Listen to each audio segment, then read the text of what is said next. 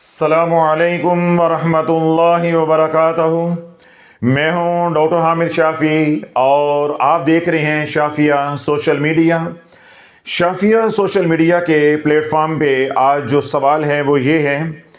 अस्सलामुअलैकुम मोहतरम हज़रत साहब, मेरा मसला ये है कि मैंने बिस्मिल्लाह शरीफ की ज़कात सगीर अदा की हुई है और रोज़ाना 111 बार पढ़ता हूँ, तकरार जारी है, मगर जब मैं किसी मरीज़ को दम करता हूँ या नक्श बनाकर यानी बिस्मिल्लाह शरीफ का नक्श बनाकर देता हूँ तो मरीज़ को अल्हम्दुलिल्लाह फ़ौरन अफाका हो जाता है, मगर मेरे साथ और मेरे घर वालों के साथ मसाइल शुरू हो जाते हैं। कभी कभार मेरा सर और कंधे फ़ौरन पकड़े जाते हैं। मुझे समझ नहीं आ रही कि ये मसला क्या है। क्या ये जादू की वजह से हो रहा है? क्या मेरा अमल बांध दिया गया है? बराए मेहरबानी मेरी रहनुमाई फरमाएं। मैं घरेलू मसाइल और अपनी सेहत की वजह से बहुत परेशान हूँ। जज़ाकल्लाह खैर। ये हैं मियाँ इफ्तिखार अहमद साहब, ठोकर न्याज बेग, लाहौर से। यकीनन आपने ये सवाल तवज्जो के साथ सुना होगा और आपको सवाल का लुब्बे लुबाब भी समझ आ चुका होगा कि मियाँ इफ्तिखार अहमद साहब, जिनका ताल्लुक़ लाहौर से है, उन्होंने बिस्मिल्लाह शरीफ की ज़कात अदा की हुई है, यानी ज़कात सगीर। अब वो प्रोफेशनली काम करते हैं, यानी तवीज़ धागा करते हैं, लोगों को दम दरूद करते हैं, लोगों का रूहानी इलाज मुआलजा करते हैं। अब मसला क्या दरपेश है या उनका सवाल क्या है कि जब मैं मरीज़ों का इलाज करता हूँ, उनको नक्श बना कर देता हूँ बिस्मिल्लाह शरीफ का या दम करता हूँ, तो मरीज़ों को तो फ़ौरन अफाका हो जाता है, नफ़ा हो जाता है, मगर मैं बिस्तर पर पड़ जाता हूँ। अब उनको इश्काल पैदा हो रहे हैं कि आया मेरी ज़कात सही अदा नहीं हुई, या मेरा अमल बांध दिया गया है, या मेरे पे किसी ने जादू कर दिया है। मियाँ इफ्तिखार अहमद साहब हों, आप हों, या दुनिया भर में आमलीन हजरात हों, या पीर इज़ाम हों, या वो तमाम हजरात जो दम दरूद करते हैं, तवीज़ धागा करते हैं, जाड़ फूंक करते हैं, अमलियात का काम करते हैं, या किसी भी दर्जे पे रूहानी इलाज मुआलजा करते हैं, सिर्फ एक बात कहना चाहता हूँ आपके तवस्सुल से। जिस दिन उम्मत को, ख़ास तौर पे इस तबके को जिनके मैंने नाम लिए हैं, इस तबके को शाफी के बयानात समझ आ गए, शाफी की बात समझ आ गई, आप लाखों नहीं, करोड़ों नहीं, अरबों रुपया यूं अपने हाथों पे रख कर फिरोगे, कोई तुम्हें फूंक मारने वाला नहीं मिलेगा। जिस दिन पीरों को शाफी का बयान समझ आ गया, शाफी की रमज समझ आ गई कि शाफी समझा क्या रहा है उम्मत को, जिस दिन आमलीन हजरात को या रूहानी मुआलजीन को या हमारी माओ बहनों बेटियों को जो अपने घरों में अपनी औलाद को या अपने प्यारों को दम करती हैं, जिस दिन उन्हें शाफी की बात समझ आ गई, तुम तरसते फिरोगे, भटकते फिरोगे, कुरलाते फिरोगे, यूं पैसे लेकर फिरते रहोगे, तुम्हें कोई फूंक मारने वाला, तुम्हें कोई दम करने वाला नहीं मिलेगा। आज तुम कोसने देते हो ना कि इन्होंने दुकानें बनाई हुई हैं, पैसे बटोरने का जरिया बनाया हुआ है, इन्होंने फैक्ट्रियां बनाई हुई हैं, इन्होंने धंधा शुरू किया हुआ है, इन्होंने कारोबार शुरू किया हुआ है, ये अल्लाह का नाम बेचते हैं, ये तवीज़ धागा बेचते हैं, ये सब कुछ हमें कहते हो ना, ये हमें कहते हो, और हम रोजाना की बुनियाद पे सुनते भी हैं और अल्हम्दुलिल्लाह अल्लाह की रजा के लिए बर्दाश्त भी करते हैं। जरा सुनो मियाँ इफ्तिखार अहमद साहब को कि वो महज दम करते हैं और खुद चारपाई पर लेट जाते हैं। अल्लाह, अगर आप किसी से 1000 रुपया लेते हैं या 1 लाख रुपया इलाज का लेते हैं या 1 करोड़ रुपया इलाज का लेते हैं, आपके बच्चे बर्बाद हो गए, क्या ये उसका बदल हो जाएगा? आपके घर में ला इलाज बीमारियां आ गई, क्या ये पैसा उसका बदल हो जाएगा? आपके घर से खुशियां रूठ गई, क्या ये पैसा उसका बदल हो जाएगा? आपकी औलाद नाफरमानी के रास्ते पे चल पड़ी, दीन से दूर हो गई, क्या ये पैसा उसका बदल हो जाएगा? कभी बदल नहीं हो सकता। अल्लाह बोलो, ये पीरी मुरीदी या ये रूहानी इलाज मुआलजा अपनी खुशियां दूसरे की झोली में डालने का नाम है। जब तक आप अपनी खुशियों को, अपनी राहतों को कुर्बान नहीं करोगे, किसी दूसरे को खुशियां मिलने वाली नहीं है। मियां इफ्तिखार अहमद साहब हों या कोई और साहब हों जिन्होंने किसी भी अमल की ज़कात दी हुई है और उनके साथ ये मसला चल रहा है, आपकी ज़कात में यानी ज़कात अदा करने में, आपके अमल में, आपके इखलास में, आपके खलूस में या आपके रूहानी इलाज मुआलजा करने में कोई भी कमी नहीं है, कोई भी कमी नहीं है। आप सिर्फ शाफी की बात को अभी तक समझे नहीं हैं कि मेरे नबी अलैहिस्सलातु वस्सलाम ने यह बात इरशाद फरमाई है कि यह फिस्क व फजूर का दौर है, यह शर का दौर है। 10-10 साल के बच्चे बच्चियां इतनी नेगेटिव एनर्जी लेकर आ रहे हैं कि एक वो शख्स जिसने ज़कात सगीर नहीं कबीर दी हुई है उसको भी लम्मा डाल के रख दे। 10-10 साल के बच्चे, 12-12 साल की बच्चियां जिना की नहुसत लेकर आ रही हैं। 10-10 साल, 8-8 साल, 12-12 साल के बच्चे बदफेली की नहुसत लेकर आ रहे हैं। मैं कितनी बार यह बात कह चुका हूं कि जिंदगी में हमने कभी 10-15 साल के बच्चे डिप्रेशन में मुब्तला नहीं देखे थे। आज हर हफ्ते 1-2, 3 आती हैं जिनके मासूम बच्चे डिप्रेशन का शिकार हो गए। तो डिप्रेशन क्या है? Negative energy. जब ऐसे बच्चे का आप इलाज करोगे, फूंक मारोगे, दम करोगे, वो मैं करूं, कोई प्रोफेशनल करे या मां करे, जो ही आप दम करोगे, तवज्जो करोगे, फूंक मारोगे, नक्श कर दोगे, पानी दम करके दोगे, सारी नेगेटिव एनर्जी आपके ओरा के अंदर आ जाएगी। आपका सर भी पकड़ा जाएगा, आपके कंधे भी पकड़े जाएंगे। और अगर आपने बात को समझा ना, अपनी रियाजत की ना, सदका और खैरात किया ना, इस मसले को फौरन हल किया ना, आपका सब कुछ बंद जाएगा, सब कुछ बंद जाएगा, बंदिश लग जाएगी, चारों पोल फौरन ब्लॉक हो जाएंगे, फिर ये खुलने वाले नहीं है। क्यों? अगर साउथ पोल पहले ब्लॉक हो गया, मां है, बेटी है, मैं हूं, कोई आमिल है, वो बिस्तर पे लम्मा पड़ गया, तो अमाल कैसे करेगा? इलाज कैसे करेगा? दिन गुजर के 40 इसी गो मगो की कैफियत में, तो फिर तेरा इलाज होने वाला नहीं है। जिसको दम करोगे वो तो भागता फिरेगा, अब तुझे कोई चलाने वाला होगा तो तू चलेगा, वगरना तेरा बैतुल खला जाना भी मुहाल हो जाएगा। यानी ऐसी ला इलाज बीमारियों में तू मुब्तला हो जाएगा जिनका कोई इलाज नहीं होगा। जो पैसा है वो पानी की तरह बह जाएगा, अपने हैं तो पराए हो जाएंगे, जो पराए हैं वो दुश्मन बन जाएंगे, चाहे वो इंसानों में से हैं, चाहे वो जिन्नात में से है। ये है कीमत एक दम की, ये है कीमत एक फूंक की। हजरत साहब, फूंक मारने से क्या हो जाता है? ये पीरों ने धंधा बनाया हुआ है, ये पीरों ने कारोबार बनाया हुआ है। आओ इधर देखिए, मेरे पास लोग आते हैं, वो आकर कहते हैं हजरत साहब इस बच्चे की जॉब नहीं है, तो मैं क्या कहता हूं? इधर भी जगह खाली है, इधर भी जगह खाली है, परेशान नहीं हो, शाफी के साथ कुर्सी जोड़कर कुर्सी लगाओ, दावत देता हूं। आप हजरात को मालूम है कि मैं दावतें आम देता हूं कि भाई जब आप ये कहते हो कि पीरों ने धंधा बनाया हुआ है, ये दीन बेचते हैं, ये अल्लाह का नाम बेचते हैं, ये तवीज धागे को कारोबार बनाकर नोट छापते हैं, तो मैं क्या कहता हूं? भाई बेरोजगार हो ना, आपको अड्डे की जरूरत है ना, आपको कारोबार की जरूरत है ना, आपको पैसे की जरूरत है, परेशान क्यों होते हो?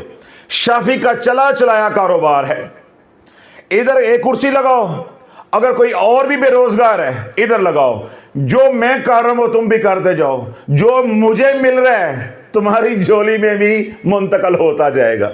आता कोई नहीं है, आता कोई नहीं है। क्यों? जिनको मैं कहता हूं अल्हम्दुलिल्लाह उनको शऊर आ चुका है कि ये दम दरूद की कितनी कीमत अदा करना पड़ती है। मेरे उन सुनने वालों से पूछो जिनको शऊर आ चुका है, जिनको इदराक हासिल हो चुका है कि महज वो पैसा भेजते हैं सदके के लिए, तो जिनको सदके के लिए पैसा भेजते हैं शाम को उनके साथ क्या होता है, शाम को उनके साथ क्या होता है। ये तो महज अल्लाह वालों सदका है। यहां तो इलाज मुआवजे की बात हो रही है। तो अगर आप इलाज मुआवजा करते हो तो आप ज़हन बना लो कि मैंने अपनी खुशियां बेचनी हैं। नहीं समझे कि शाफी क्या कह गया है। अगर आपने पेशावर आमिल बनना है मियां इफ्तिखार अहमद साहब की तरह, तो आपको मालूम होना चाहिए कि मैं अपनी खुशियां बेच रहा हूं, अपने बच्चों की मासूम खुशियां बेच रहा हूं, अपनी सेहत बेच रहा हूं, अपने बच्चों की, अपने खानदान की सेहत बेच रहा हूं, अपना वकार बेच रहा हूं, बच्चों का वकार बेच रहा हूं, अपना मुस्तकबिल बेच रहा हूं, बच्चों का नहीं 7 नस्लों का मुस्तकबिल बेच रहा हूं।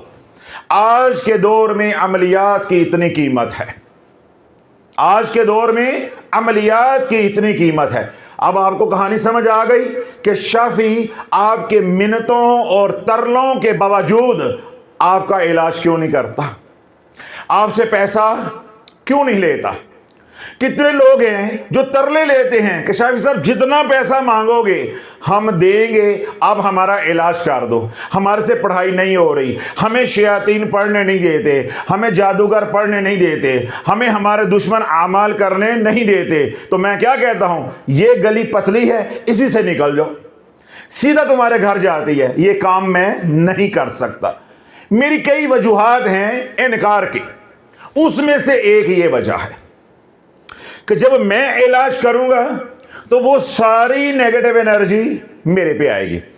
दूसरा क्या होगा कि मियां इफ्तिखार अहमद साहब की तरह अगर मैं इलाज मुआवजे के पैसे लूंगा तो जो रखिएगा, जो कि ममनू नहीं है, मेरे आका अलैहिस्सलातु वस्सलाम ने लिए हैं, तो मैं ज्यादा सखी लजपाल हूं।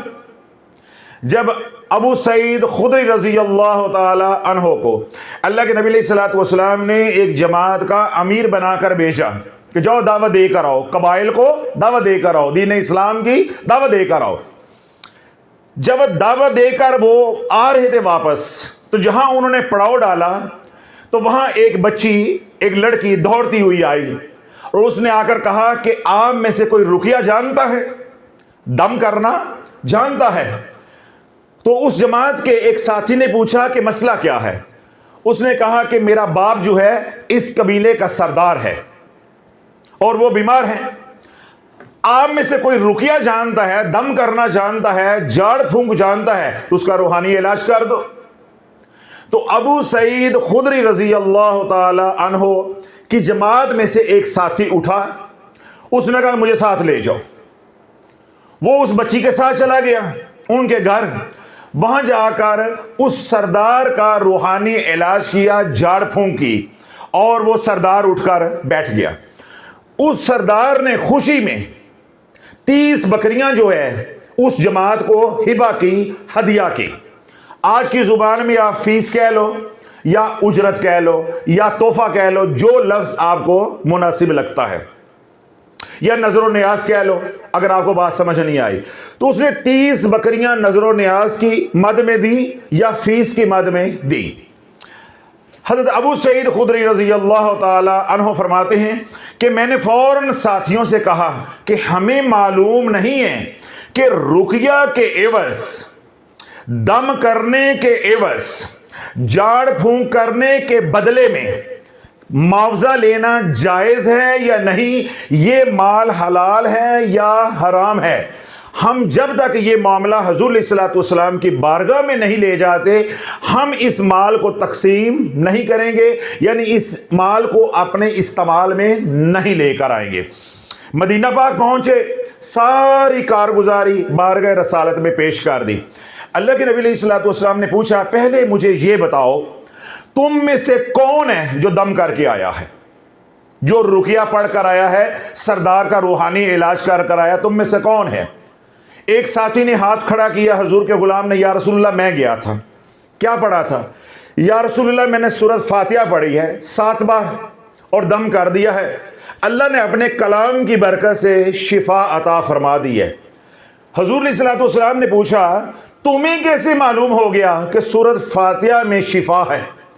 अर्ज की, या रसूलुल्लाह बारगाह रसालत से ही तो ये मोती मिले हैं। आपकी जुबान अक़दस से ये सुना है कि सूरह फातिहा सूरह शाफिया है, सूरह काफिया है, सूरह माफिया है। इसके अंदर 7 समंदर हैं अनवार व तजल्लियात के, फैज़ान के, इल्म व हिकमत के। जिसने सूरत फातिहा को 7 बार पढ़कर जाड़ फूंक कर दी, अल्लाह शिफाए कामिला अजला अता फरमा देगा। तो या रसूलल्लाह ये सब कुछ आपकी बारगाह से तो मिला है, तो मैंने वहां जाकर पढ़कर उसको दम कर दिया। तो अल्लाह के नबी अलैहिस्सलातु वस्सलाम ने इशारा फरमाया, अच्छा तो फिर इन बकरियों को तकसीम करो और एक हिस्सा मेरा भी निकाल लो। अब कहानी समझ आ गई। ये जो भौंकते हैं, बकवास करते हैं, उनको भी जवाब मिल गया। कहते हैं कि पीरों ने धंधा बनाया हुआ है। ये मियां इफ्तिखार साहब ने धंधा बनाया हुआ है और अब कीमत अदा कर रहे हैं। अगर ये धंधा है, ये कारोबार है, रूहानी इलाज मुआवजा करना जो है ये पेशा है, तो जब तेरे नबी ने मुआवजा ले लिया है तो हम ज्यादा सखी लजपाल है, हम ज्यादा सखी लजपाल हैं उनसे। जब शरन ये ममनू नहीं है, तेरे बच्चों को कारी साहब कुरान पढ़ाने आते हैं, नहीं समझ रहे या ज्यादा समझ गए हो, तेरे बच्चों को कारी साहब कुरान पढ़ाने आते हैं, वो मुआवजा लें तो जायज है। मैं कुरान पढ़ के इलाज करूं और अपने वक्त का मुआवजा लूं तो हराम है। शेख अब्दुर्रहमान सुदैस हरमे पाक में नमाज पढ़ाएं तो ब्लैंक चेक ले तो हलाल है। कोई आमिल अपने वक्त का मुआवजा ले तो हराम है। तेरे मस्जिद का मौलवी नमाजें पढ़ाए तो तनख्वाह ले, मुअज्जिन मस्जिद की सफाई करे तो तनख्वाह ले, रमजानुल मुबारक में तरावियां पढ़ाई जाए, मुसल्ला पढ़ाया जाए तो उजरत ली जाए, मुआवजा लिया जाए, वो सब जायज़ है। मदारस में उलामा अपनी तनख्वाह लें, मुफस्सिर कुरान भी और शेखुल हदीस भी, ये सब जायज़ है। मियाँ इफ्तिखार अहमद साहब अगर किसी से 200-400 500 या 1000-2000 ले ले तो ये धंधा हो गया। ये कुल आपका इल्म है, ये कुल आपका शऊर है कि आप पीरों के ऊपर, आमलीन के ऊपर, रूहानी मौलजीन के ऊपर जो तबर्रे बोलते हो, अपनी दुनिया भी बर्बाद कर लेते हो और अपनी आखिरत भी बर्बाद कर लेते हो। तो आज मैंने ये मसला भी समझाने की कोशिश की है कि अगर कोई रूहानी मौलज है, कोई आमिल है, मैं हूं, ABC कोई भी है, अगर वो मुआवजा लेता है तो वो अपने वक्त का मुआवजा लेता है, अपने वक्त की उजरत लेता है। मिसाल के तौर पे मैं हूं, हम किसी की बात नहीं करते, मैं हूं, मैं आपका इलाज करता हूं, चाहे यहां करता हूं या आपके घर में आकर करता हूं, मुझे सिर्फ ये समझा दो कि मैं आपका पाबंद हूं। मेरे ऊपर कौन सी मुसीबत आई है कि मैं आपका इलाज करूं और आपके पीछे अपने बच्चों को बर्बाद करवा लूं, आपके पीछे शयातीन जिन्नात को अपना दुश्मन बना लूं? मुझे क्या मुसीबत आई है? अब आपके अंदर आवाज आ रही है सवाब का काम है। क्या सवाब का काम यही रह गया है और कोई सवाब का काम नहीं है? जो शेख अब्दुर्रहमान सुदैस साहब तरावियां पढ़ाते हैं, नमाजें पढ़ाते हैं, हरम में ड्यूटी करते हैं, वो सवाब का काम नहीं है? जो तेरी मस्जिद में कारी साहब नमाजें पढ़ाते हैं, वो सवाब का काम नहीं है? या जो तेरे बच्चों को कारी साहब नाजरा या हिफ्स करवा रहे हैं, वो सवाब का काम नहीं है? एक दम दरूद करना ही सवाब का काम रह गया है। तो भाई सवाब का काम है तो सवाब का काम हम भी मानते हैं। जो पैसा आमिल लेता है या रूहानी मौलज लेता है या बदनी डॉक्टर लेता है, मेडिकल डॉक्टर लेता है, वो फीस लेता है अपने वक्त की, अपने वक्त की। जिस तरह मैंने कहा कि हम किसी की बात नहीं करते, मैं हूं, अब मैं रातों को उठ के तेरे लिए पढ़ाई कर रहा हूं, क्यों करूं? मैं क्यों करूं? तू मेरा क्या लगता है? मैं क्यों करूं पढ़ाई तेरे लिए उठकर? मैं अपना वक्त क्यों तेरे पे लगाऊं? या तो मैंने तेरा कोई देना है, या मैं तेरा मकरूज हूं, या मैं तेरा गुलाम हूं।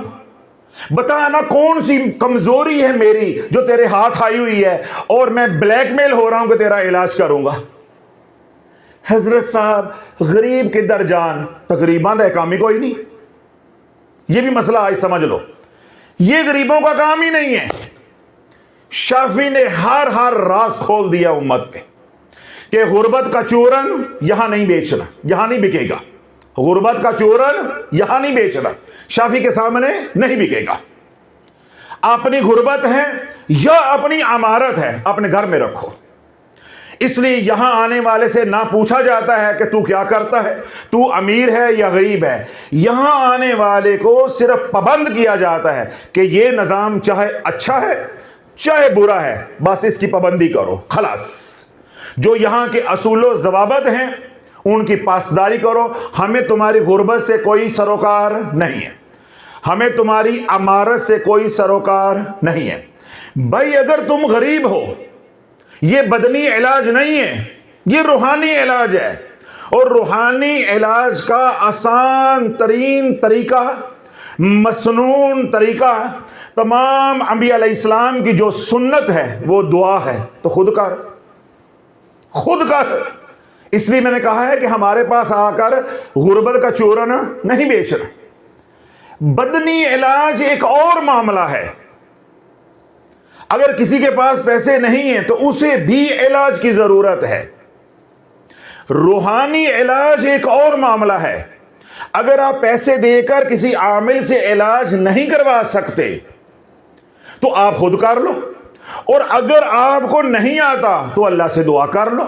मैंने क्या दलील दी है कि दुआ से बड़ा कोई अमल नहीं है। सैयदना आदम अलैहिस्सलाम से लेके हुजूर अलैहिस्सलाम तक किसी भी नबी पे किसी भी तरह की कोई भी आजमाइश आई है तो क्या उन्होंने तवीज दागा किया है? उन्होंने झाड़ फूंक की है? उन्होंने दुआ की है। तो तू अपनी गुर्बत का चूरन क्यों बेचता फिर रहा है? जो जी हम गरीब आदमी हैं, गरीब आदमी किधर जाए? तो मैंने फिर गरीब आदमी की बोलती बंद कर दी है कि हर जगह गरीब आदमी गरीब आदमी गरीब आदमी। भाई यहां गरीब आदमी का काम ही नहीं है। अगर मैं गरीब आदमी हूं तो अपने घर के काम खुद करूं। अब मैं मुलाजिम रख लूं तो जब मैं तनख्वाह देने लगूं तो मैं कहूं जी मैं गरीब आदमी में तनख्वाह नहीं दे सकता। ये कहां का इंसाफ है? एक खातून है, वो कहती है मैंने बर्तन नहीं मांजने, मुझे मासी चाहिए। सारा महीने अब मासी बर्तन धोए, बर्तन मांजे, घर की सफाइयां करे। जब वो महीने के आखिर पे तनख्वाह मांगे, असी गरीब आदमी हैं, असी गरीब आदमी हैं। भाई आप गरीब आदमी हो तो अपने कपड़े खुद धो, अपने बर्तन खुद धोएं, अपने बर्तन खुद मांजो, अपने काम खुद करो। और इसी तरह अगर अल्लाह न करे आप गरीब हैं, गरीब होना कोई ऐब नहीं है, चूरन बेचना ऐब है। गरीब होना कोई ऐब नहीं है, ना अमीर होना कोई फख्र की बात है। आज जो अमीर है कल गरीब भी हो सकता है, और जो गरीब है वो कल अमीर भी, यानी आने वाले दिन में अमीर भी हो सकता है। हमेशा बादशाह किसकी है? अल्लाह की। आज अमीर है कल गरीब हो जाएगा, जो गरीब है वो अमीर हो जाएगा। तो ये चूरन ना बेचा करो। अगर आप वाकई ही इलाज चाहते हो और आपके पास पैसा नहीं है, आप किसी रूहानी मुआलिज के पास जाते हो, पैसा मांगता है, अपने वक्त का पैसा मांगता है या और लवाजमात का पैसा मांगता है, आपके पास नहीं है, तो मत कपड़ा उठाकर अपना पेट दिखाओ, अपने हालात बताओ कि मैं मजबूर हूं। मैंने क्या कहा? अल्लाह से मांगो, अल्लाह से मांगो। ना कोई शराइत, ना कोई खर्चा। रातों को उठकर अल्लाह से मांगो कि या अल्लाह मैं बीमार हूं, तू इलाज के जरिए भी मुझे सेहत देने पे कादिर है, और दुआ के जरिए, लवाजमात के जरिए अरोमा थेरेपी के जरिए या इसके बगैर भी तू शिफा देने पे कादिर है। तो या अल्लाह मेरे पास खर्च करने के लिए कुछ नहीं है, तू महज मेरे अल्फाज को कबूल कर ले। मुझे या मेरे बच्चों को जिसका मसला है या जिसके लिए दुआ कर रहे हो, या अल्लाह उसको शिफाए कामला आजला अता फरमा दे। मुझे बताओ ये कौन से मुश्किल फिक्रे हैं, ये कौन सा मसला फिसागोरस है, ये कौन सी रॉकेट साइंस है जिसके लिए शाफी का होना जरूरी है या किसी पीर का होना जरूरी है। तो अगर हो हड हराम, अगर हो काम चोर, तो लाला पैसे देने पड़ेंगे, पैसे देने पड़ेंगे। ये दोनों मसले भी आपको बुनियादी समझ आ गए कि मियां इफ्तिखार अहमद साहब जो लोगों से मुआवजा लेके इलाज करते हैं, मुआवजा गलत नहीं है, वो ले सकते हैं। वो लाख रुपया ले, 10 लाख ले, देने वाला जाने और लेने वाला जाने। बात जो समझाना चाह रहा हूं, जिधर मैं आपको लेकर आना चाह रहा हूं, आज के दौर में अगर आपने प्रोफेशनली काम करना है, नहीं तवज्जो बांध रही है आपकी, तवज्जो नहीं बांध रही। आज के दौर में अगर आपने इस अमलियात के मैदान को अपना शोबा, अपना पेशा, अपना प्रोफेशन बनाना है, कमाई का जरिया बनाना है, अखा मार लो, कन्ना चुंगलियां भी मार लो। अब देखो मैं तुम्हारे आगे हाथ जोड़ रहा, तुम्हारे आगे हाथ जोड़ रहा हूं, मजदूरी कर लो, मेहनत कर लो, कशकोल लेके भीख मांग लो, ये तुम्हारे आगे हाथ जोड़ रहा हूं, ये काम नहीं करना, तुम्हारा सब कुछ उजड़ जाएगा। तुम रोटी के लिए काम कर रहे हो, तुम मौत मांगोगे, तुम्हें मौत नहीं मिलेगी। मुझे नहीं मालूम कि मियां इफ्तिखार साहब रुपया लेते हैं या 100 लेते हैं, मुझे यह मालूम है वो पैसे लेते हैं, ये मालूम नहीं कितने लेते हैं। तो मैंने अभी क्या कहा है थोड़ी देर पहले, लाख लेते हैं या 10 लाख लेते हैं, जब खुशियां ही अपनी ना रही तो पैसा बदल तो नहीं हो सकता, उस पैसे का क्या फायदा। अब मेरे पास पैसा है, मैं खा नहीं सकता, इस्तेमाल कर नहीं सकता, उस पैसे का क्या फायदा। या मेरे बच्चों को उस पैसे का नफा नहीं हो रहा तो उस पैसे का क्या फायदा। तो अल्लाह बोले ये बात भी आज मैंने समझा दी है। अगर आप पर तोल रहे हो, क्या कर रहे हो, पर तोल रहे हो कि मैं भी ज़कात दूंगा तो मैं भी शाफी बन जाऊंगा, मैं भी रूहानी इलाज मुआवजा करूंगा, या मैं भी आमिल बन जाऊंगा, तो मैंने आपको क्या कहा कि अपनी आंखें भी मार लो और कानों में उंगलियां भी मार लो। फिर मैंने आपके सामने हाथ भी 2 बार जोड़े हैं महज अल्लाह के लिए कि किसी तरह आपको बात समझ आ जाए। आज के दौर में यह करने वाला काम नहीं है, आज के दौर में यह करने वाला काम नहीं है। मैंने क्या कहा कि मासूम बच्चे पंड भर भर के नेगेटिव एनर्जी लेकर आ रहे हैं, इतनी नेगेटिव एनर्जी, मासूम बच्चे, आप फूंक मारते हैं सारी नहुसत आपके ऊपर आ जाती, आपके सारे पोल ब्लॉक हो जाते हैं। ये मासूम बच्चों की बात कर रहा हूं, बेटों और बेटियों की बात कर रहा हूं। तो जब तुम रजत के मरीज को दम करोगे जो हमारे साथ लाखों में जुड़े हैं, जब मसान के जादू का इलाज करोगे, उस मरीज का इलाज मुआवजा करोगे, बंदिश का इलाज करोगे, फिर क्या होगा। कैंसर का मरीज है, उसका इलाज करोगे। अभी देखें एक फैमिली आई, उनका एक ही बेटा है, तवज्जो रखिएगा, एक ही बेटा है। कितने बेटे हैं? एक ही बेटा है, एक ही औलाद है। पहले बाएं तरफ फालज हुआ है, उसके बाद 3 दिन के बाद दाएं तरफ फालज हुआ है। अब मुल्तान के एक हॉस्पिटल में जिंदगी मांग रहा है, जिंदगी की भीख मांग रहा है। मां ने आयत करीमा पढ़ पढ़ के फटे चुक देते ने, फटे चुक देते ने। एक ही औलाद है, जिंदा दरगो कर दिए। अब मेरे पास आए, जो मैं कर सकता था उनके लिए किया है। अब वही मरीज जो मेरे पास आया था अब आपके पास आता है, पीछे क्या है? हजारों आमाल की रजत। नहीं समझ रहे आप, एक अमल नहीं, माइयों ने सैकड़ों की तादाद में वज़ाइफ किए हैं जो गिने नहीं जा सकते। हजारों आमाल की रजत और लाखों की तादाद में पड़े हुए आमाल का सेटबैक, उनकी एनर्जी है। जब ऐसे बच्चे पे फूंक मारोगे, ये सारा कुछ तेरे पे मुंतकल हो जाएगा। अल्लाह ना करे, अल्लाह ना करे। तू ऐसे बच्चे का इलाज करता है, तूने लिया है 1 लाख रुपया, तूने लिया है 2 लाख रुपया, तूने लिया है 10,000 रुपया।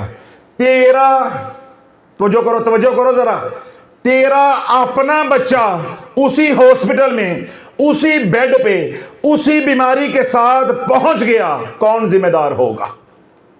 यहां आपको लेकर आना चाहता था। मुझे बताओ, अब 10,000 से शिफा मिल जाएगी? जो अभी फैमिली गई है, मैं उनको कहता कि मुझे लाख रुपया दो, मैं तुम्हारा बच्चा उठा देता हूं, वो अपने कपड़े नहीं बदन बेच के मुझे दे देते,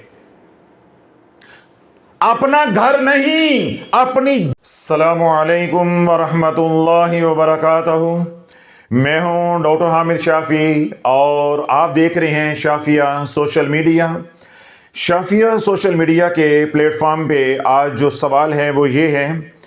अस्सलामु अलैकुम मोहतरम हज़रत साहब, मेरा मसला ये है कि मैंने बिस्मिल्लाह शरीफ की ज़कात सगीर अदा की हुई है और रोज़ाना 111 बार पढ़ता हूँ, तकरार जारी है, मगर जब मैं किसी मरीज़ को दम करता हूँ या नक्श बनाकर, यानी बिस्मिल्लाह शरीफ का नक्श बनाकर देता हूँ, तो मरीज़ को अल्हम्दुलिल्लाह फ़ौरन अफाका हो जाता है, मगर मेरे साथ और मेरे घर वालों के साथ मसाइल शुरू हो जाते हैं।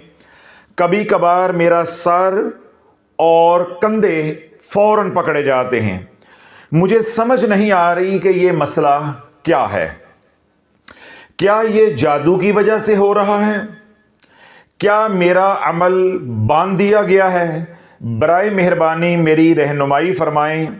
मैं घरेलू मसाइल और अपनी सेहत की वजह से बहुत परेशान हूँ। जज़ाकल्लाह खैर। ये हैं मियाँ इफ्तिखार अहमद साहब, ठोकर नियाज बेग, लाहौर से। यकीनन आपने ये सवाल तवज्जो के साथ सुना होगा और आपको सवाल का लुब्बे लुबाब भी समझ आ चुका होगा कि मियाँ इफ्तिखार अहमद साहब, जिनका ताल्लुक़ लाहौर से है, उन्होंने बिस्मिल्लाह शरीफ की ज़कात अदा की हुई है, यानी ज़कात सगीर। अब वो प्रोफेशनली काम करते हैं, यानी तवीज़ धागा करते हैं, लोगों को दम दरूद करते हैं, लोगों का रूहानी इलाज मुआलजा करते हैं। अब मसला क्या दरपेश है या उनका सवाल क्या है कि जब मैं मरीज़ों का इलाज करता हूँ, उनको नक्श बना कर देता हूँ बिस्मिल्लाह शरीफ का, या दम करता हूँ, तो मरीज़ों को तो फ़ौरन अफाका हो जाता है, नफ़ा हो जाता है, मगर मैं बिस्तर पर पड़ जाता हूँ। अब उनको इश्काल पैदा हो रहे हैं कि आया मेरी ज़कात सही अदा नहीं हुई, या मेरा अमल बांध दिया गया है, या मेरे पे किसी ने जादू कर दिया है। मियाँ इफ्तिखार अहमद साहब हों, आप हों, या दुनिया भर में आमलीन हजरात हों, या पीर इज़ाम हों, या वो तमाम हजरात जो दम दरूद करते हैं, तवीज़ धागा करते हैं, जाड़ फूंक करते हैं, अमलियात का काम करते हैं, या किसी भी दर्जे पे रूहानी इलाज मुआलजा करते हैं, सिर्फ एक बात कहना चाहता हूं आपके तवस्सुल से। जिस दिन उम्मत को, ख़ास तौर पे इस तबके को जिनके मैंने नाम लिए हैं, इस तबके को शाफी के बयानात समझ आ गए, शाफी की बात समझ आ गई, आप लाखों नहीं, करोड़ों नहीं, अरबों रुपया यूं अपने हाथों पे रख कर फिरोगे, कोई तुम्हें फूंक मारने वाला नहीं मिलेगा। जिस दिन पीरों को शाफी का बयान समझ आ गया, शाफी की रमज समझ आ गई कि शाफी समझा क्या रहा है उम्मत को, जिस दिन आमलीन हजरात को या रूहानी मुआलजीन को या हमारी माओं बहनों बेटियों को जो अपने घरों में अपनी औलाद को या अपने प्यारों को दम करती हैं, जिस दिन उन्हें शाफी की बात समझ आ गई, तुम तरसते फिरोगे, भटकते फिरोगे, कुरलाते फिरोगे, यूं पैसे लेकर फिरते रहोगे, तुम्हें कोई फूंक मारने वाला, तुम्हें कोई दम करने वाला नहीं मिलेगा। आज तुम कोसने देते हो ना कि इन्होंने दुकानें बनाई हुई हैं, पैसे बटोरने का जरिया बनाया हुआ है, इन्होंने फैक्ट्रियां बनाई हुई हैं, इन्होंने धंधा शुरू किया हुआ है, इन्होंने कारोबार शुरू किया हुआ है, ये अल्लाह का नाम बेचते हैं, ये तवीज़ धागा बेचते हैं, ये सब कुछ हमें कहते हो ना, ये हमें कहते हो, और हम रोजाना की बुनियाद पे सुनते भी हैं और अल्हम्दुलिल्लाह अल्लाह की रजा के लिए बर्दाश्त भी करते हैं। जरा सुनो मियां इफ्तिखार अहमद साहब को कि वो महज दम करते हैं और खुद चारपाई पर लेट जाते हैं। अल्लाह, अगर आप किसी से 1000 रुपया लेते हैं या 1 लाख रुपया इलाज का लेते हैं या 1 करोड़ रुपया इलाज का लेते हैं, आपके बच्चे बर्बाद हो गए, क्या ये उसका बदल हो जाएगा? आपके घर में ला इलाज बीमारियां आ गई, क्या ये पैसा उसका बदल हो जाएगा? आपके घर से खुशियां रूठ गई, क्या ये पैसा उसका बदल हो जाएगा? आपकी औलाद नाफरमानी के रास्ते पे चल पड़ी, दीन से दूर हो गई, क्या ये पैसा उसका बदल हो जाएगा? कभी बदल नहीं हो सकता। अल्लाह बोलो, ये पीरी मुरीदी या ये रूहानी इलाज मुआलजा अपनी खुशियां दूसरे की झोली में डालने का नाम है। जब तक आप अपनी खुशियों को, अपनी राहतों को कुर्बान नहीं करोगे, किसी दूसरे को खुशियां मिलने वाली नहीं है।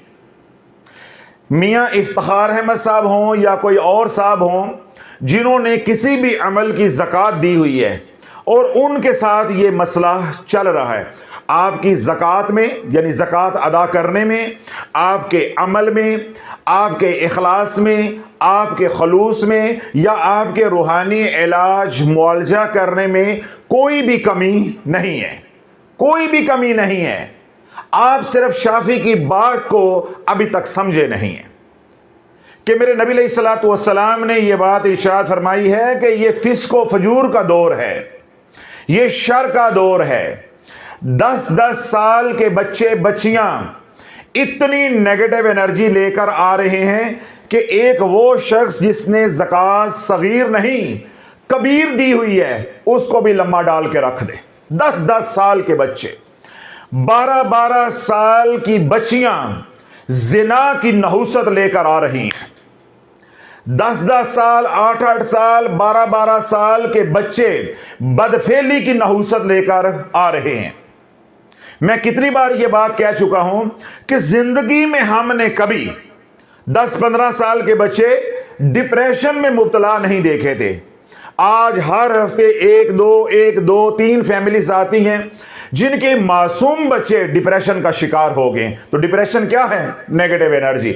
जब ऐसे बच्चे का आप इलाज करोगे, फूंक मारोगे, दम करोगे, वो मैं करूं, कोई प्रोफेशनल करे या मां करे, जो ही आप दम करोगे, तवज्जो करोगे, फूंक मारोगे, नक्श लिख कर दोगे, पानी दम करके दोगे, सारी नेगेटिव एनर्जी आपके ओरा के अंदर आ जाएगी। आपका सर भी पकड़ा जाएगा, आपके कंधे भी पकड़े जाएंगे। और अगर आपने बात को समझा ना, अपनी रियाजत की ना, सदका और खैरात किया ना, इस मसले को फौरन हल किया ना, आपका सब कुछ बंद जाएगा, सब कुछ बंद जाएगा, बंदिश लग जाएगी, चारों पोल फौरन ब्लॉक हो जाएंगे, फिर ये खुलने वाले नहीं है। क्यों? अगर साउथ पोल पहले ब्लॉक हो गया, मां है, बेटी है, मैं हूं, कोई आमिल है, वो बिस्तर पे लम्मा पड़ गया, तो अमाल कैसे करेगा? इलाज कैसे करेगा? दिन गुजर के 40 इसी गो मगो की कैफियत में, तो फिर तेरा इलाज होने वाला नहीं है। जिसको दम करोगे वो तो भागता फिरेगा, अब तुझे कोई चलाने वाला होगा तो तू चलेगा, वगरना तेरा बैतुल खला जाना भी मुहाल हो जाएगा। यानी ऐसी ला इलाज बीमारियों में तू मुब्तला हो जाएगा जिनका कोई इलाज नहीं होगा। जो पैसा है वो पानी की तरह बह जाएगा, अपने हैं तो पराए हो जाएंगे, जो पराए हैं वो दुश्मन बन जाएंगे, चाहे वो इंसानों में से हैं चाहे वो जिन्नात में से है। ये है कीमत एक दम की, ये है कीमत एक फूंक की। हजरत साहब फूंक मारने से क्या हो जाता है? ये पीरों ने धंधा बनाया हुआ है, ये पीरों ने कारोबार बनाया हुआ है। आओ इधर देखिए, मेरे पास लोग आते हैं, वो आकर कहते हैं हजरत साहब इस बच्चे की जॉब नहीं है। तो मैं क्या कहता हूं, इधर भी जगह खाली है, इधर भी जगह खाली है, परेशान नहीं हो, शाफी के साथ कुर्सी जोड़कर कुर्सी लगाओ, दावत देता हूं। आप हजरात को मालूम है कि मैं दावत आम देता हूं कि भाई जब आप ये कहते हो कि पीरों ने धंधा बनाया हुआ है, ये दीन बेचते हैं, ये अल्लाह का नाम बेचते हैं, ये तवीज धागे को कारोबार बनाकर नोट छापते हैं, तो मैं क्या कहता हूं, भाई बेरोजगार हो ना, आपको अड्डे की जरूरत है ना, आपको कारोबार की जरूरत है ना, आपको पैसे की जरूरत है, परेशान क्यों होते हो? शाफी का चला चलाया कारोबार है। इधर एक कुर्सी लगाओ, अगर कोई और भी बेरोजगार है इधर लगाओ, जो मैं कर रहा हूं तुम भी करते जाओ, जो मुझे मिल रहा है तुम्हारी झोली में भी मुंतकल होता जाएगा। आता कोई नहीं है, आता कोई नहीं है। क्यों? जिनको मैं कहता हूं अल्हम्दुलिल्लाह उनको शऊर आ चुका है कि ये दम दरूद की कितनी कीमत अदा करना पड़ती है। मेरे उन सुनने वालों से पूछो जिनको शऊर आ चुका है, जिनको इदराक हासिल हो चुका है कि महज वो पैसा भेजते हैं सदके के लिए, तो जिनको सदके के लिए पैसा भेजते हैं, शाम को उनके साथ क्या होता है, शाम को उनके साथ क्या होता है? ये तो महज अल्लाह वालों सदका है। यहां तो इलाज मुआवजे की बात हो रही है। तो अगर आप इलाज मुआवजा करते हो तो आप ज़हन बना लो कि मैंने अपनी खुशियां बेचनी है। नहीं समझे कि शाफी क्या कह गया है। अगर आपने पेशावर आमिल बनना है मियां इफ्तिखार अहमद साहब की तरह, तो आपको मालूम होना चाहिए कि मैं अपनी खुशियां बेच रहा हूं, अपने बच्चों की मासूम खुशियां बेच रहा हूं, अपनी सेहत बेच रहा हूं, अपने बच्चों की, अपने खानदान की सेहत बेच रहा हूं, अपना वकार बेच रहा हूं, बच्चों का वकार बेच रहा हूं, अपना मुस्तकबिल बेच रहा हूं, बच्चों का नहीं 7 नस्लों का मुस्तकबिल बेच रहा हूं। आज के दौर में अमलियात की इतनी कीमत है, आज के दौर में अमलियात की इतनी कीमत है। अब आपको कहानी समझ आ गई कि शाफी आपके मिन्नतों और तरलों के बावजूद आपका इलाज क्यों नहीं करता, आपसे पैसा क्यों नहीं लेता। कितने लोग हैं जो तरले लेते हैं कि शाफी साहब जितना पैसा मांगोगे हम देंगे, आप हमारा इलाज कर दो, हमारे से पढ़ाई नहीं हो रही, हमें शयातीन पढ़ने नहीं देते, हमें जादूगर पढ़ने नहीं देते, हमें हमारे दुश्मन आमाल करने नहीं देते। तो मैं क्या कहता हूं, ये गली पतली है, इसी से निकल जाओ, सीधा तुम्हारे घर जाती है, ये काम मैं नहीं कर सकता।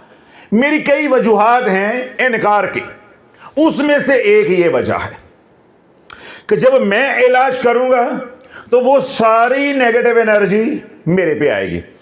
दूसरा क्या होगा कि मियां इफ्तिखार अहमद साहब की तरह अगर मैं इलाज मुआवजे के पैसे लूंगा, तो जो रखिएगा, जो कि ममनू नहीं है, मेरे आका अलैहिस्सलातु वस्सलाम ने लिए हैं, तो मैं ज्यादा सखी लजपाल हूं। जब अबू सईद खुदरी रजी अल्लाह ताला अन्हो को अल्लाह के नबी अलैहिस्सलातु वस्सलाम ने एक जमात का अमीर बनाकर भेजा कि जाओ दावत देकर आओ, कबाइल को दावत देकर आओ, दीन इस्लाम की दावत देकर आओ। जब दावत देकर वो आ रहे थे वापस, तो जहां उन्होंने पड़ाव डाला तो वहां एक बच्ची, एक लड़की दौड़ती हुई आई और उसने आकर कहा कि आप में से कोई रुकिया जानता है, दम करना जानता है? तो उस जमात के एक साथी ने पूछा कि मसला क्या है। उसने कहा कि मेरा बाप जो है इस कबीले का सरदार है और वो बीमार है, आप में से कोई रुकिया जानता है, दम करना जानता है, जाड़ फूंक जानता है, तो उसका रूहानी इलाज कर दो। तो अबू सईद खुदरी रजी अल्लाह ताला अन्हो की जमात में से एक साथी उठा, उसने कहा मुझे साथ ले जाओ। वो उस बच्ची के साथ चला गया उनके घर, वहां जाकर उस सरदार का रूहानी इलाज किया, झाड़ फूंक की, और वो सरदार उठकर बैठ गया। उस सरदार ने खुशी में 30 बकरियां जो है उस जमात को हिबा की, हदिया की। आज की जुबान में आप फीस कह लो या उजरत कह लो या तोहफा कह लो, जो लफ्ज आपको मुनासिब लगता है, या नजर न्याज कह लो अगर आपको बात समझ नहीं आई। तो उसने 30 बकरियां नजर न्याज की मद में दी या फीस की मद में दी। हजरत अबू सईद खुदरी रज़ी अल्लाह ताला अन्हु फरमाते हैं कि मैंने फौरन साथियों से कहा कि हमें मालूम नहीं है कि रुकिया के एवज, दम करने के एवज, जाड़ फूंक करने के बदले में मुआवजा लेना जायज है या नहीं, ये माल हलाल है या हराम है। हम जब तक ये मामला हुज़ूर सल्लल्लाहु की बारगाह में नहीं ले जाते, हम इस माल को तकसीम नहीं करेंगे, यानी इस माल को अपने इस्तेमाल में नहीं लेकर आएंगे। मदीना पाक पहुंचे, सारी कारगुजारी बारगाह रसालत में पेश कर दी। अल्लाह के नबी सल्लल्लाहु अलैहि वसल्लम ने पूछा, पहले मुझे ये बताओ, तुम में से कौन है जो दम करके आया है, जो रुकिया पढ़ कर आया है, सरदार का रूहानी इलाज कर आया, तुम में से कौन है? एक साथी ने हाथ खड़ा किया, हुजूर के गुलाम ने, या रसूलुल्लाह मैं गया था। क्या पढ़ा था? या रसूलुल्लाह मैंने सूरत फातिहा पढ़ी है 7 बार और दम कर दिया है। अल्लाह ने अपने कलाम की बरकत से शिफा अता फरमा दी है। हुजूर सल्लल्लाहु अलैहि वसल्लम ने पूछा, तुम्हें कैसे मालूम हो गया कि सूरत फातिहा में शिफा है? अर्ज की, या रसूलुल्लाह बारगाह रसालत से ही तो ये मोती मिले हैं। आपकी जुबान अक़दस से ये सुना है कि सूरह फातिहा सूरह शाफिया है, सूरह काफिया है, सूरह माफिया है। इसके अंदर 7 समंदर हैं अनवार व तजल्लियात के, फैज़ान के, इल्म व हिकमत के। जिसने सूरह फातिहा को 7 बार पढ़कर जाड़ फूंक कर दी, अल्लाह शिफाए कामिला अजला अता फरमा देगा। तो या रसूलल्लाह ये सब कुछ आपकी बारगाह से तो मिला है, तो मैंने वहां जाकर पढ़कर उसको दम कर दिया। तो अल्लाह के नबी सल्लल्लाहु अलैहि वसल्लम ने इरशाद फरमाया, अच्छा तो फिर इन बकरियों को तकसीम करो और एक हिस्सा मेरा भी निकाल लो। अब कहानी समझ आ गई। ये जो भौंकते हैं, बकवास करते हैं, उनको भी जवाब मिल गया। कहते हैं कि पीरों ने धंधा बनाया हुआ है, ये मियाँ इफ्तिखार साहब ने धंधा बनाया हुआ है और अब कीमत अदा कर रहे हैं। अगर ये धंधा है, ये कारोबार है, रूहानी इलाज मुआवजा करना जो है ये पेशा है, तो जब तेरे नबी ने मुआवजा ले लिया है तो हम ज्यादा सखी लजपाल है, हम ज्यादा सखी लजपाल हैं उनसे। जब शरन ये ममनू नहीं है, तेरे बच्चों को कारी साहब कुरान पढ़ाने आते हैं, नहीं समझ रहे या ज्यादा समझ गए हो, तेरे बच्चों को कारी साहब कुरान पढ़ाने आते हैं, वो मुआवजा लें तो जायज है। मैं कुरान पढ़ के इलाज करूं और अपने वक्त का मुआवजा लूं तो हराम है। शेख अब्दुल रहमान सुदैस हरमे पाक में नमाज पढ़ाएं तो ब्लैंक चेक ले तो हलाल है। कोई आमिल अपने वक्त का मुआवजा ले तो हराम है। तेरे मस्जिद का मौलवी नमाजें पढ़ाए तो तनख्वाह ले, मुअज्जिन मस्जिद की सफाई करे तो तनख्वाह ले, रमजानुल मुबारक में तरावियां पढ़ाई जाए, मुसल्ला पढ़ाया जाए तो उजरत ली जाए, मुआवजा लिया जाए, वो सब जायज़ है। मदारस में उलामा अपनी तनख्वाह लें, मुफस्सिर कुरान भी और शेखुल हदीस भी, ये सब जायज़ है। मियाँ इफ्तिखार अहमद साहब अगर किसी से 200-400 500 या 1000 2000 ले ले तो ये धंधा हो गया। ये कुल आपका इल्म है, ये कुल आपका शऊर है कि आप पीरों के ऊपर, आमलीन के ऊपर, रूहानी मौलजीन के ऊपर जो तबर्रे बोलते हो, अपनी दुनिया भी बर्बाद कर लेते हो और अपनी आखिरत भी बर्बाद कर लेते हो। तो आज मैंने ये मसला भी समझाने की कोशिश की है कि अगर कोई रूहानी मौलज है, कोई आमिल है, मैं हूं, ABC कोई भी है, अगर वो मुआवजा लेता है तो वो अपने वक्त का मुआवजा लेता है, अपने वक्त की उजरत लेता है। मिसाल के तौर पे मैं हूं, हम किसी की बात नहीं करते, मैं हूं, मैं आपका इलाज करता हूं, चाहे यहां करता हूं या आपके घर में आकर करता हूं। मुझे सिर्फ ये समझा दो कि मैं आपका पाबंद हूं, मेरे ऊपर कौन सी मुसीबत आई है कि मैं आपका इलाज करूं और आपके पीछे अपने बच्चों को बर्बाद करवा लो, आपके पीछे शयातीन जिन्नात को अपना दुश्मन बना लो। मुझे क्या मुसीबत आई है? अब आपके अंदर आवाज आ रही है सवाब का काम है। क्या सवाब का काम यही रह गया है? और कोई सवाब का काम नहीं है। जो शेख अब्दुल रहमान सुदैस साहब तरावियां पढ़ाते हैं, नमाजें पढ़ाते हैं, हरम में ड्यूटी करते हैं, वो सवाब का काम नहीं है। जो तेरी मस्जिद में कारी साहब नमाजें पढ़ाते हैं, वो सवाब का काम नहीं है। या जो तेरे बच्चों को कारी साहब नाजरा या हिफ्स करवा रहे हैं, वो सवाब का काम नहीं है। एक दम दरूद करना ही सवाब का काम रह गया है। तो भाई सवाब का काम है तो सवाब का काम हम भी मानते हैं। जो पैसा आमिल लेता है या रूहानी मुआलज लेता है या बदनी डॉक्टर लेता है, मेडिकल डॉक्टर लेता है, वो फीस लेता है अपने वक्त की, अपने वक्त की। जिस तरह मैंने कहा कि हम किसी की बात नहीं करते, मैं हूं। अब मैं रातों को उठ के तेरे लिए पढ़ाई कर रहा हूं। क्यों करूं? मैं क्यों करूं? तू मेरा क्या लगता है? मैं क्यों करूं पढ़ाई तेरे लिए उठकर? मैं अपना वक्त क्यों तेरे पे लगाऊं? या तो मैंने तेरा कुछ देना है, या मैं तेरा मकरूज हूं, या मैं तेरा गुलाम हूं। बता ना कौन सी कमजोरी है मेरी जो तेरे हाथ आई हुई है और मैं ब्लैकमेल हो रहा हूं कि तेरा इलाज करूंगा। हजरत साहब गरीब के दरजान तकरीबन एकामी कोई नहीं। यह भी मसला आज समझ लो, यह गरीबों का काम ही नहीं है। शाफी ने हर राज खोल दिया उम्मत पे कि गुर्बत का चूरन यहां नहीं बेचना, यहां नहीं बिकेगा। गुर्बत का चूरन यहां नहीं बेचना, शाफी के सामने नहीं बिकेगा।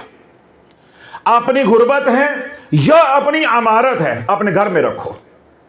इसलिए यहां आने वाले से ना पूछा जाता है कि तू क्या करता है, तू अमीर है या गरीब है। यहां आने वाले को सिर्फ पाबंद किया जाता है कि यह निजाम चाहे अच्छा है चाहे बुरा है, बस इसकी पाबंदी करो, खलास। जो यहां के असूलो जवाबत हैं उनकी पासदारी करो। हमें तुम्हारी गुर्बत से कोई सरोकार नहीं है, हमें तुम्हारी अमारत से कोई सरोकार नहीं है। भाई अगर तुम गरीब हो, यह बदनी इलाज नहीं है, यह रूहानी इलाज है। और रूहानी इलाज का आसान तरीन तरीका, मसनून तरीका, तमाम अंबिया अलैहिस्सलाम की जो सुन्नत है वो दुआ है। तो खुद कर, खुद कर। इसलिए मैंने कहा है कि हमारे पास आकर गुर्बत का चूरन नहीं बेचना। बदनी इलाज एक और मामला है। अगर किसी के पास पैसे नहीं है तो उसे भी इलाज की जरूरत है। रूहानी इलाज एक और मामला है। अगर आप पैसे देकर किसी आमिल से इलाज नहीं करवा सकते तो आप खुद कर लो, और अगर आपको नहीं आता तो अल्लाह से दुआ कर लो। मैंने क्या दलील दी है कि दुआ से बड़ा कोई अमल नहीं है। सैयदना आदम अलैहिस्सलाम से लेके हुजूर अलैहिस्सलातु वस्सलाम तक किसी भी नबी पे किसी भी तरह की कोई भी आजमाइश आई है तो क्या उन्होंने तवीज दागा किया है? उन्होंने झाड़ फूंक की है? उन्होंने दुआ की है। तो तू अपनी गुर्बत का चूरन क्यों बेचता फिर रहा है? जो जी हम गरीब आदमी हैं, गरीब आदमी किधर जाए? तो मैंने फिर गरीब आदमी की बोलती बंद कर दी है कि हर जगह गरीब आदमी गरीब आदमी गरीब आदमी। भाई यहां गरीब आदमी का काम ही नहीं है। अगर मैं गरीब आदमी हूं तो अपने घर के काम खुद करूं। अब मैं मुलाजिम रख लूं तो जब मैं तनख्वाह देने लगूं तो मैं कहूं जी मैं गरीब आदमी में तनख्वाह नहीं दे सकता। ये कहां का इंसाफ है? एक खातून है, वो कहती है मैंने बर्तन नहीं मांजने, मुझे मासी चाहिए। सारा महीने अब मासी बर्तन धोए, बर्तन मांजे, घर की सफाइयां करे। जब वो महीने के आखिर पे तनख्वाह मांगे, असी गरीब आदमी हैं, असी गरीब आदमी हैं। भाई आप गरीब आदमी हो तो अपने कपड़े खुद धो, अपने बर्तन खुद धोएं, अपने बर्तन खुद मांजो, अपने काम खुद करो। और इसी तरह अगर अल्लाह न करे आप गरीब हैं, गरीब होना कोई ऐब नहीं है, चूरन बेचना ऐब है। गरीब होना कोई ऐब नहीं है, ना अमीर होना कोई फख्र की बात है। आज जो अमीर है कल गरीब भी हो सकता है, और जो गरीब है वो कल अमीर भी, यानी आने वाले दिन में अमीर भी हो सकता है। हमेशा बादशाह किसकी है? अल्लाह की। आज अमीर है कल गरीब हो जाएगा, जो गरीब है वो अमीर हो जाएगा। तो ये चूरन ना बेचा करो।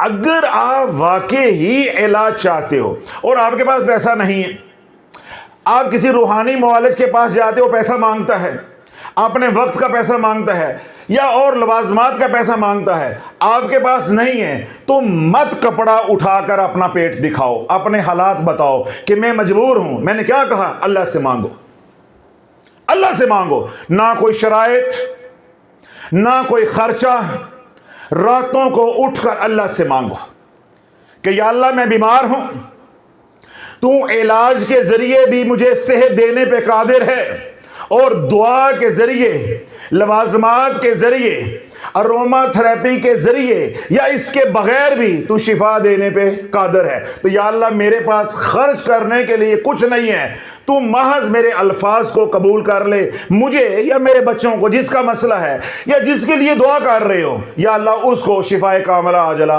अता फरमा दे। मुझे बताओ ये कौन से मुश्किल फिक्रे हैं, ये कौन सा मसला फीसा गौरस है, ये कौन सी रॉकेट साइंस है जिसके लिए शाफी का होना जरूरी है या किसी पीर का होना जरूरी है? तो अगर हो हड हराम, अगर हो काम चोर, तो लाला पैसे देने पड़ेंगे, पैसे देने पड़ेंगे। ये दोनों मसले भी आपको बुनियादी समझ आ गए कि मियाँ इफ्तिखार अहमद साहब जो लोगों से मुआवजा लेके इलाज करते हैं, मुआवजा गलत नहीं है, वो ले सकते हैं, वो लाख रुपया ले, 10 लाख ले, देने वाला जाने और लेने वाला जाने। बात जो समझाना चाह रहा हूं, जिधर मैं आपको लेकर आना चाह रहा हूं, आज के दौर में अगर आपने प्रोफेशनली काम करना है, नहीं तवज्जो बांध रही है आपकी, तवज्जो नहीं बांध रही। आज के दौर में अगर आपने इस अमलियात के मैदान को अपना शोबा, अपना पेशा, अपना प्रोफेशन बनाना है, कमाई का जरिया बनाना है, अखा मान लो, कन्ना चुंगलियां भी मार लो। अब देखो मैं तुम्हारे आगे हाथ जोड़ा, तुम्हारे आगे हाथ जोड़ा हूं, मजदूरी कर लो, मेहनत कर लो, कशकोल लेके भीख मांग लो, ये तुम्हारे आगे हाथ जोड़ रहा हूं, ये काम नहीं करना, तुम्हारा सब कुछ उजड़ जाएगा। तुम रोटी के लिए काम कर रहे हो, तुम मौत मांगोगे, तुम्हें मौत नहीं मिलेगी। मुझे नहीं मालूम कि मियां इफ्तिखार साहब रुपया लेते हैं या 100 लेते हैं, मुझे ये मालूम है वो पैसे लेते हैं, ये मालूम नहीं कितने लेते हैं। तो मैंने अभी क्या कहा है थोड़ी देर पहले, लाख लेते हैं या 10 लाख लेते हैं, जब खुशियां ही अपनी ना रही तो पैसा बदल तो नहीं हो सकता, उस पैसे का क्या फायदा। अब मेरे पास पैसा है, मैं खा नहीं सकता, इस्तेमाल कर नहीं सकता, उस पैसे का क्या फायदा। या मेरे बच्चों को उस पैसे का नफा नहीं हो रहा, तो उस पैसे का क्या फायदा। तो अल्लाह बोले ये बात भी आज मैंने समझा दी है। अगर आप पर तोल रहे हो, क्या कर रहे हो, पर तोल रहे हो कि मैं भी ज़कात दूंगा तो मैं भी शाफी बन जाऊंगा, मैं भी रूहानी इलाज मुआवजा करूंगा, या मैं भी आमिल बन जाऊंगा, तो मैंने आपको क्या कहा कि अपनी आंखें भी मार लो और कानों में उंगलियां भी मार लो। फिर मैंने आपके सामने हाथ भी 2 बार जोड़े हैं, महज अल्लाह के लिए कि किसी तरह आपको बात समझ आ जाए। आज के दौर में यह करने वाला काम नहीं है, आज के दौर में यह करने वाला काम नहीं है। मैंने क्या कहा कि मासूम बच्चे पंड भर भर के नेगेटिव एनर्जी लेकर आ रहे हैं, इतनी नेगेटिव एनर्जी, मासूम बच्चे, आप फूंक मारते हैं सारी नहुसत आपके ऊपर आ जाती, आपके सारे पोल ब्लॉक हो जाते हैं। ये मासूम बच्चों की बात कर रहा हूं, बेटों और बेटियों की बात कर रहा हूं। तो जब तुम रजत के मरीज को दम करोगे जो हमारे साथ लाखों में जुड़े हैं, जब मसान के जादू का इलाज करोगे, उस मरीज का इलाज मुआवजा करोगे, बंदिश का इलाज करोगे, फिर क्या होगा। कैंसर का मरीज है, उसका इलाज करोगे। अभी देखें एक फैमिली आई, उनका एक ही बेटा है, तवज्जो रखिएगा, एक ही बेटा है। कितने बेटे हैं? एक ही बेटा है, एक ही औलाद है। पहले बाएं तरफ फालज हुआ है, उसके बाद 3 दिन के बाद दाएं तरफ फालज हुआ है। अब मुल्तान के एक हॉस्पिटल में जिंदगी मांग रहा है। जिंदगी की भीख मांग रहा है। मां ने आयत करीमा पढ़ पढ़ के फटे चुक दिते ने, फटे चुक दिते ने। एक ही औलाद है, जिंदा दरगो कर दिए। अब मेरे पास आए, जो मैं कर सकता था उनके लिए किया है। अब वही मरीज जो मेरे पास आया था अब आपके पास आता है, पीछे क्या है? हजारों आमाल की रजत। नहीं समझ रहा, एक अमल नहीं, माइयों ने सैकड़ों की तादाद में वज़ाइफ किए हैं जो गिने नहीं जा सकते। हजारों आमाल की रजत और लाखों की तादाद में पड़े हुए आमाल का सेटबैक उनकी एनर्जी है। जब ऐसे बच्चे पे फूंक मारोगे, ये सारा कुछ तेरे पे मुंतकल हो जाएगा। अल्लाह ना करे, अल्लाह ना करे, तू ऐसे बच्चे का इलाज करता है, तूने लिया है 1 लाख रुपया, तूने लिया है 2 लाख रुपया, तूने लिया है 10,000 रुपया, तेरा तवज्जो करो जरा, तेरा अपना बच्चा उसी हॉस्पिटल में, उसी बेड पे, उसी बीमारी के साथ पहुंच गया, कौन जिम्मेदार होगा? यहां आपको लेकर आना चाहता था। मुझे बताओ, अब 10,000 से शिफा मिल जाएगी? जो अभी फैमिली गई है, मैं उनको कहता कि मुझे 1 लाख रुपया दो, मैं तुम्हारा बच्चा उठा देता हूं।